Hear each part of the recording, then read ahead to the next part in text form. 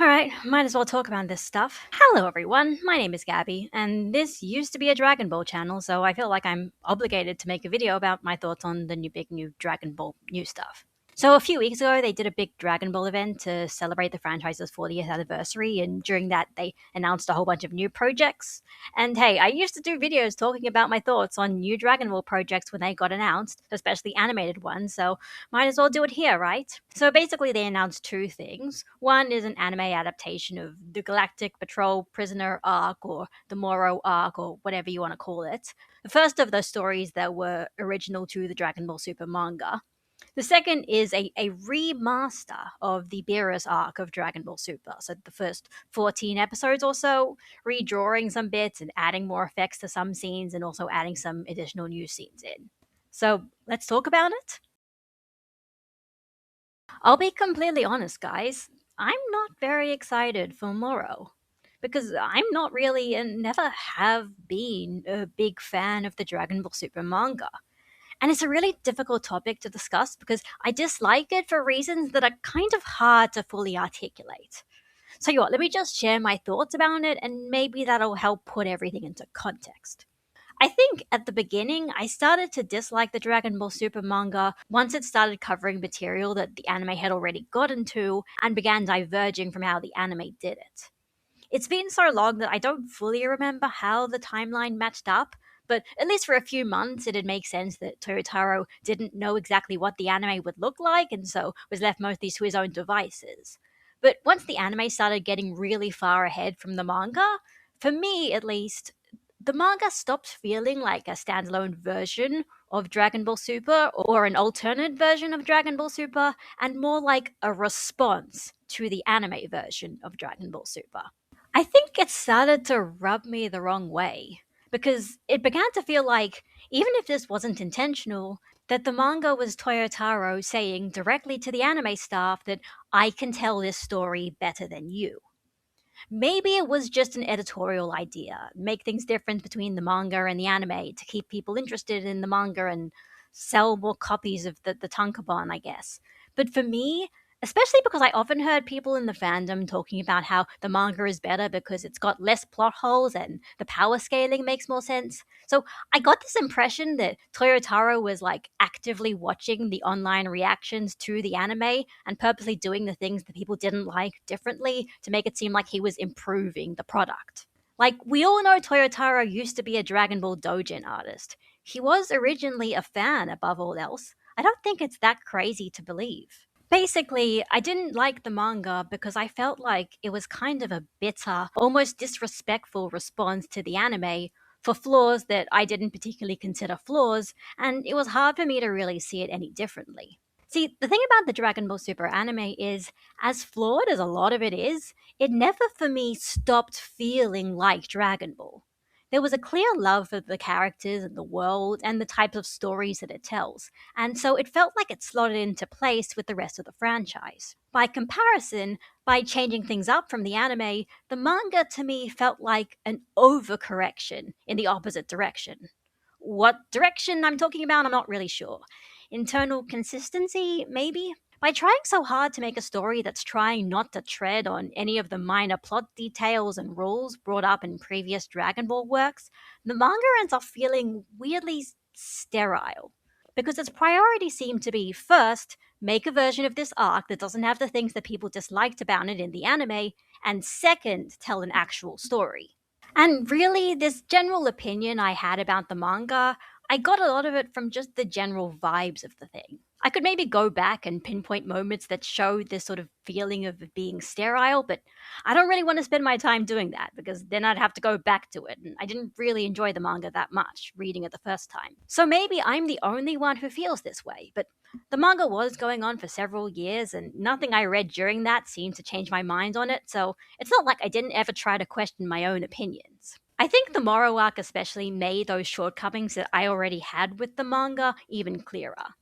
A lot of the plot points of the Moro arc to me either felt like lame retreads of things that we'd already seen before in Dragon Ball, lore drops that were there for the sake of showing off how impressive their Dragon Ball knowledge was rather than creating a narrative, and concepts that kind of overcomplicated things that originally seemed quite simple. Take, for example, Ultra Instinct. The anime was very clear and concise with it. It's a form that makes you go fast by making your body react good. Goku managed to get it because he was fighting a lot during the tournament and got pushed to his limit. And once the tournament was over, he couldn't use it again because I guess he wasn't under that same sort of pressure. But it was fine because Super was over and they didn't have to think about it again. In the Moro arc, they decide to think about it again. And the answer was going in depth into emotion and training sequences with angels and making Ultra Instinct Sign its own formally separate form that Goku names in the manga instead of that just being a merchandise thing. Okay, I just realized there is one good change Toyotaro made that I agree with, and that is getting rid of Super Saiyan God Super Saiyan. That's still a stupid name, and just calling them by their hair colors makes things a lot easier. I will give him credit for that one. Anyway, I just found all that stuff about Goku having to train and figure things out to get the real, true Ultra Instinct, overcomplicating a form that in the anime was very simple. It was so easy to comprehend, I don't think they even bring up that it's the thing that Whis mentioned in Resurrection F, and it's still fine because the visuals alone communicate what it is and how it works. It's just one example, but I think it might help explain some of the things I dislike about the manga and why I don't really like it overall. There's other minor stuff that I remember bugging me. Like, it really likes going on about how amazing Vegeta's character development is, and that always gets me annoyed. Plus, he gets a whole bunch of power ups, and also in a really weird case, Gohan is in the Moro arc, and I actually don't like it. Something about the way they write him in the manga feels wrong. I think it's because they try to make him look almost too competent. Whereas him being a little behind everybody because he's the guy who doesn't train all the time, that makes him more fun and relatable, and they just kind of get rid of that part of his character. Also, I remember in the manga, he just like beats Kefla by himself, but like it also happened entirely off screen, which is just like the weirdest possible way to do fan service. Anyway, Gohan in the manga is boring, there's a lot of Vegeta, and Goku is constantly having to be incompetent to explain why he's not solving the plot in 5 seconds, and it all comes together to be this weird thing where just none of the characters feel right to me. So hopefully that explains why I'm not excited for Moro. Even if you made the character writing better, at the end of the day, it's a distraction that doesn't move the story forward in any way. So it's hard to be invested when you know not much really matters. Plus, we already know how it ends, so it's not even like there's much to speculate about. There's no more potential left. Okay, I guess I should also bring this up because it's certainly interesting, but not something I really feel like watching. And more importantly, not something I think anyone was really demanding. Because it's nice and interesting that Toei seems ashamed of how Dragon Ball Super looked, especially early on, and want to give what's essentially an expensive apology to everyone for coming out with subpar work, but it also fails to address the big elephant in the room, and that's that nobody cares about the first 27 episodes of Dragon Ball Super, because they just cover the events of previous movies. At the end of the day, the movies are still the quicker and more convenient option for people if they want to know the stories of Battle of Gods and Resurrection F. And the few changes the anime made to them are not even close enough to making them so much better products that they're worth the extra time watching. It kind of feels like Dragon Ball Super Beerus is something they're making for the sake of making it.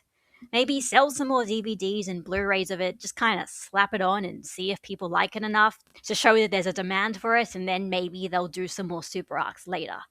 Kinda like Dragon Ball Kai, I guess. But the fun parts of early Super were the slice of life scenarios that they did in between story arcs, not the story arcs themselves. So, really, I think I know what this product is for, but it's not me. Or at least not anymore. And man, I haven't even mentioned the thing that also contributes to me deciding it's okay to check out on some of these Dragon Ball things once in a while, and that's my reaction to Dragon Ball Daima.